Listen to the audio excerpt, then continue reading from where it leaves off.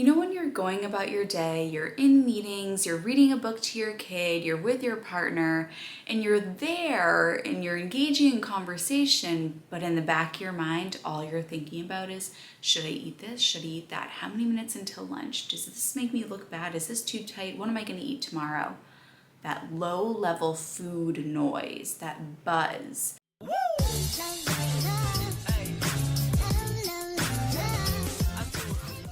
My Slim On Starch client Liz certainly knows about this.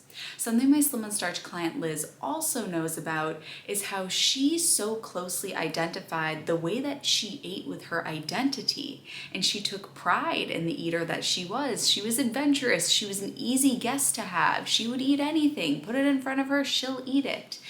And all of that was going to change if she pursued a whole food plant-based diet.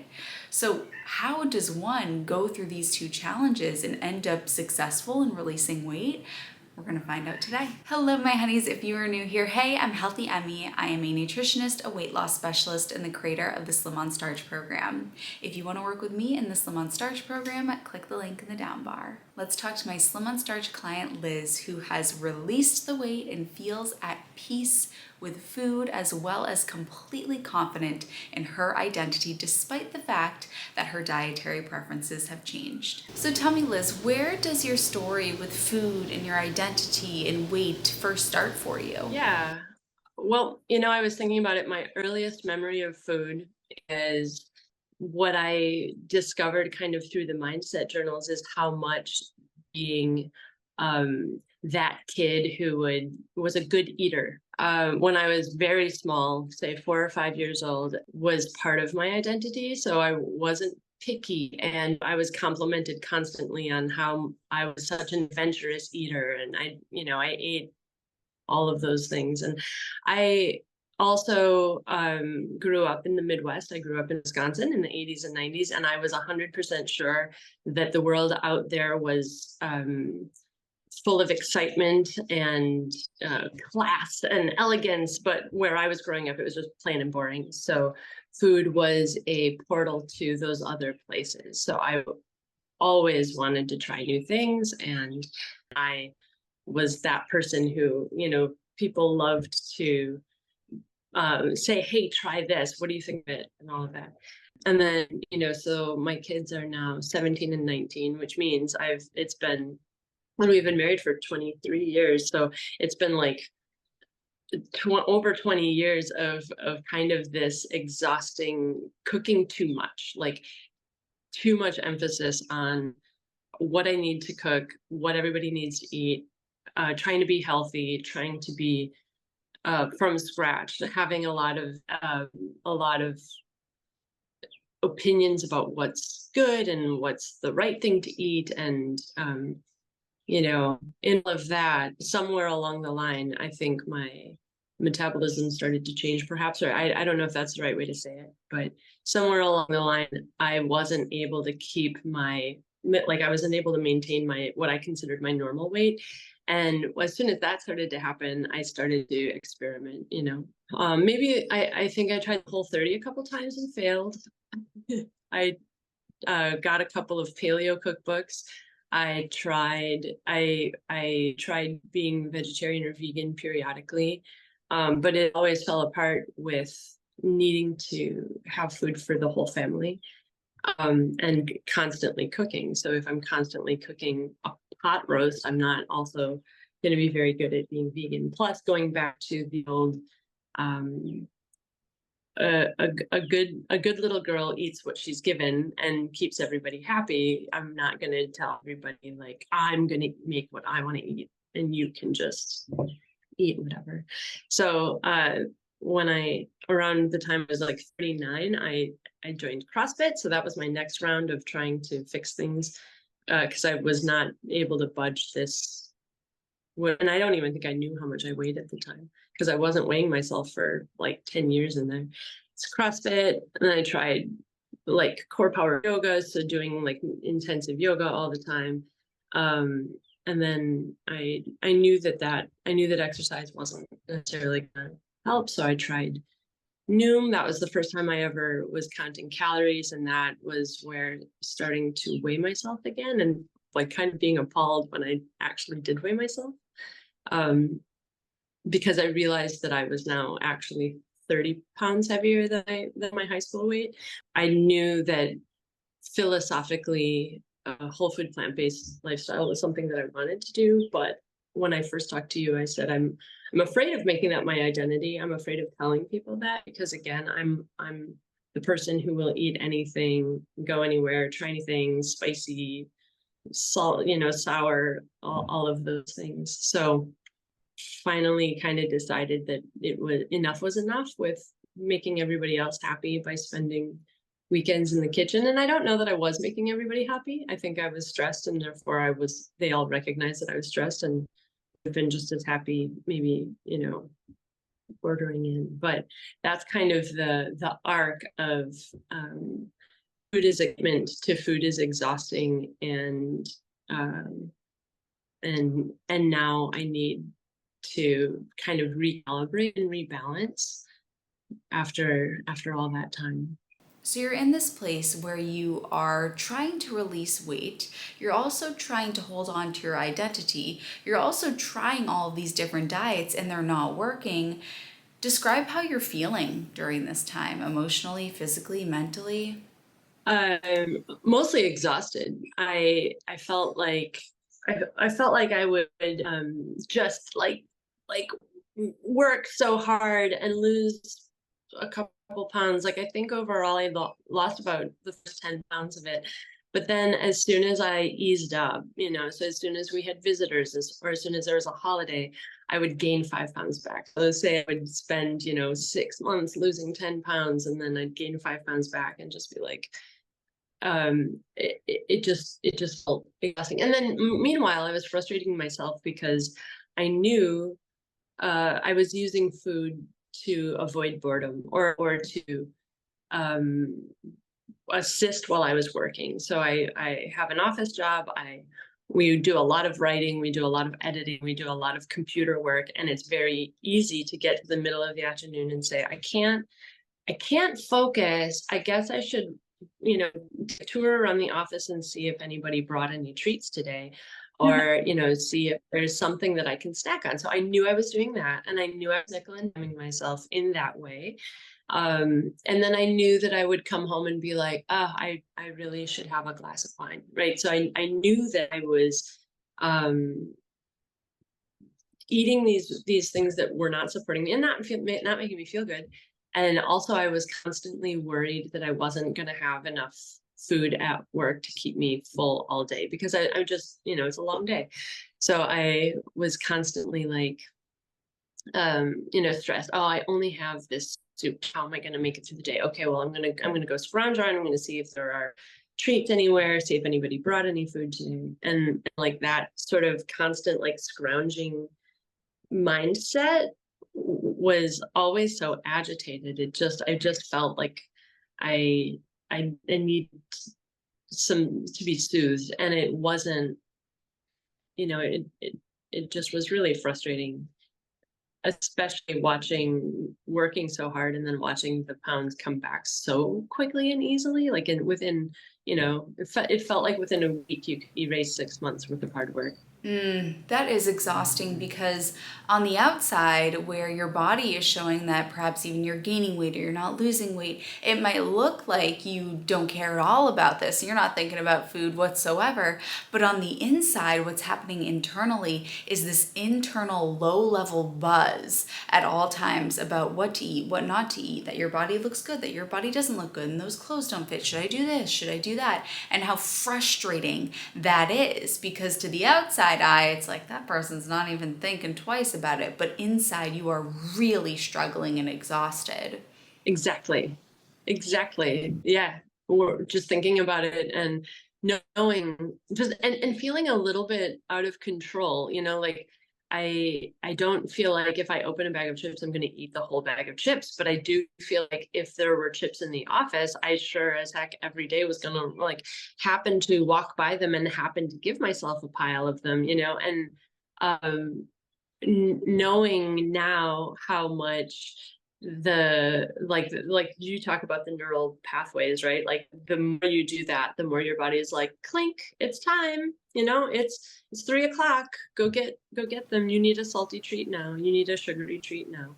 In fact, go get salty and sugary, you may as well. And I mean, that low level buzz about food and what to eat and what not to eat would at least be somewhat worth it if you were releasing the weight and getting the results, but you weren't, which makes it a million times more frustrating. It's like you're thinking about this 24/7 and you're not getting the results that you're looking for. That is exhausting. And what was needed in order to eliminate that low level buzz, as we talked about the first time we met on our introductory phone call, is a need for structure, stability, and predictability around food so that it's not always the ping pong, the courtroom of what should I eat? Should I eat this? Should I eat that? Maybe I should have this. Maybe I should have that. To just have it running on autopilot in the background so that you didn't have to worry about it was what you desired. Of course, you wanted the results too, but even more so to be at peace and to not have that buzz around food. Exactly, exactly. And when we first talked, you said you wanted on autopilot in the background. It was such a like, it was so funny because the way you said it, I was just like, you took the words out of my mouth. You took like the thought out of my brain, and I articulated it in a way that I was like dumbfounded. I was like, that's exactly what I want. I want it to be so easy and so predictable, and just something that like I don't mind thinking about food periodically, but do I have to think about it every day in this way? Like, does it have to be a constant in my life? Exactly. It's like we use the bathroom every day, we drink water every day, but those are not thoughts that consume us 24/7. We go do those things when it's necessary, we complete that task, and then we move on. And it should be the same way with food. Now, a time of year where that buzz is louder than ever is during the holiday season, where food is everything. And honestly, there's always an excuse for food to be the center of attention. But you made a very deliberate decision this past holiday season, which is very counterintuitive to what most people do. Tell us about the decision that you made this past holiday season. You work really well for me because of the way you're no nonsense, you're fact based, and you're not like playing games. You're just like, hey, this is what it is. It's simple. It's right here. It's easy. Look at all of these things, and you're certain. I also think um, that there's a part of, for those of us who loved school, there's a part of us who would really like our second grade teacher to be part of our lives. Like Mrs. Benedum has got to be the best human on the planet. And I wish that she was part of my life. And so to have you be there being like, I'm a teacher and this is how I teach. I was like, I could use some of that in my life. I could be a student again. Um, I also really liked the idea that you had, it's windy, you worked with a mindset coach and a nutrition coach as well, because that idea of a team seemed like cool. And then I decided to call you when the holidays were around the corner. So my son graduated from high school, and so we had a big celebration in May when people came out, all this stuff. Gained 5 pounds as you could have expected, and I hadn't budged it yet, and I was facing the holidays, and I was like, I'm going to gain another 5 pounds, and I'm going to lose all of the progress I've made. I'm going to be back at square one. I can't do that this year. I can't do it. So that's why I called you in the middle of November to be like, I got to get through this holiday season without losing my mind. Um, and yeah, and I told you right away I was worried about my identity. Like my identity is somebody who isn't picky, is the easy guest. Anything you put in front of me, no problem.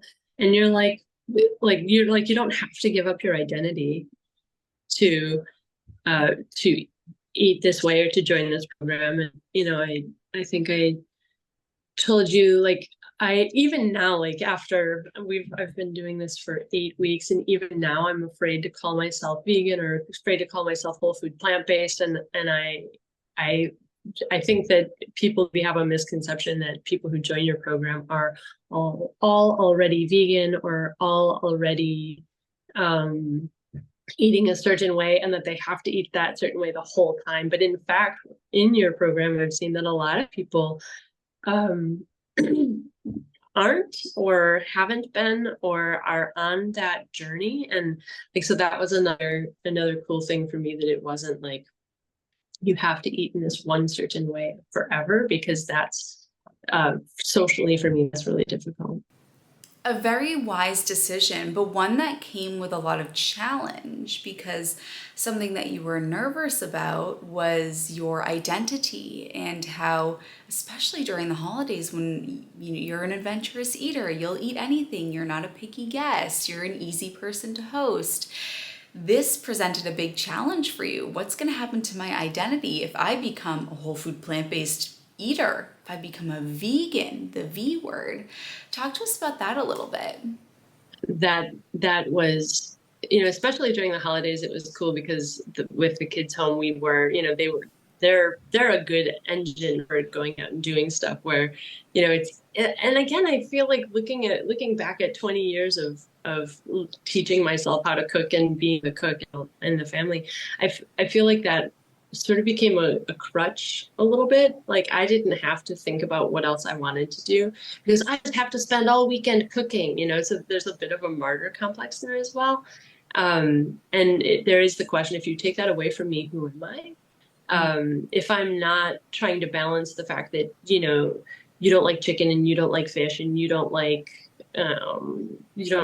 soup and you don't like, right. I don't know. Everybody has their own thing. Right. So like there was definitely woe is me a little bit with, I'm just trying to keep this family fed. And then of course, they grow up and they start going to 7-Eleven and buying themselves bags of chips. And here in Hawaii, they buy spam musubi all the time. So like, you kind of, all of that effort, you have to recognize that like, yep, they're starting to become self-sufficient, and therefore it's okay to kind of, it was okay for me to talk to me and be like, listen, this is what I'm going to cook. If you want those other things, go ahead and make it. And that relates beautifully to one of the first things that we do mindset wise together, which is establishing your food philosophy. What do I want food to represent in my world? And for every client that I work with, it looks a little bit different, and that's okay. And for you, it was, you wrote this as your food philosophy, that you wanted food to be the fuel to allow you to go out and experience all the beautiful primary foods. And at the same time, you still want to hold on to that part of you that can be flexible in social situations or on adventures. And it's so important to be able to recognize that we can have both if we want to. This doesn't have to be so rigid, and it can be individualized. Do you think that you lost your identity going through this program? Oh no, I think so that's such a good question. I hadn't thought about that. I think that my identity has morphed a little bit to being like less food centric and just simpler. I just think that my attitude toward food is I don't want it to be complicated, and I want to do other stuff. But it's also funny because it's like it's been 8 weeks, and I feel essentially still me. And I feel like the 8 weeks has gone in the snap of a finger, and yet in those 8 weeks, I have managed to get rid of some habits that I wasn't enjoying, like, so the kind of habit of telling myself I wanted a glass of wine or I wanted a drink at night, or the habit of going in and getting the snacks. In part, one reason to join a program and one reason to have, to join your program in particular is I was able to be like, well, Emmie's already made this decision for me. Emmie already, I essentially I can have like, okay, I promised Emmie in my mindset journal that I wasn't going to drink while I was on this program. So therefore I'm not going to. And like, so there's this sort of, it's the mind game that you're playing with yourself. There's no difference between today and today in your ability to go and pour yourself a glass of wine. But I promised my coaches that I'm not going to, or I just told them that when I was myself, I guess. And so therefore I'm not going to. I'm not going to go and get those snacks. I'm going to go and pine after dessert. And then the other thing that occurred during that time was, of course there were tons of desserts. And somebody like they gave me a piece of cake at work, put it on my desk. Here's somebody's birthday cake. And I just sat there with this cake on my desk for, several hours. And then I took it home and gave it to my husband. And I was like, this cake looks good. I have had a lot of cake in my life. I don't need to know how this cake tastes because I know that it tastes good, and that's great.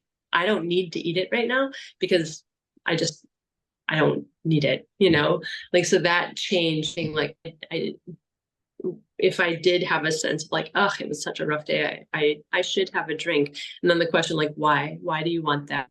What do you think is going to happen? Or how is this going to relieve your stress? And you talked also about how people can be a little bit volatile when they're not self-soothing with treats or with alcohol or with whatever, because you get home and you say it was such a rough day. And instead of turning to an external thing to soothe yourself, you just have to sit there and be like, yeah, it was rough. And I did it, and I'm going to do it tomorrow. And, now I can decide what to do with my couple of hours tonight. So I think a beautiful way to look at this is that you changing your relationship with food did not rob you of your identity, but instead it forced you to, in such a liberating way, discover all the other things that make you you and add to your identity and add to what makes Liz Liz outside of Liz is just the cook, Liz is the martyr that cooks for everyone else. Now you've discovered all of these other aspects and you've widened your self-identity. Yeah, absolutely. Well, thank you so much, Liz. This was so beautiful, and I think it'll be very helpful to individuals who struggled with the same things, and you show that there is a way out here. Thank you so much. Thank you so much for being you and having the program, and thanks to Shane and Beth for being awesome coaches as well. It's been a great time. If you made it to this point of the video, I want you to comment blossom, because Liz's identity has blossomed through changing her dietary preferences as opposed to robbed her of her identity. If you want to work with me in the Slim On Starch program, click the link in the down bar, and I can't wait to meet you. I love you, honeys, and I'll see you in my next video.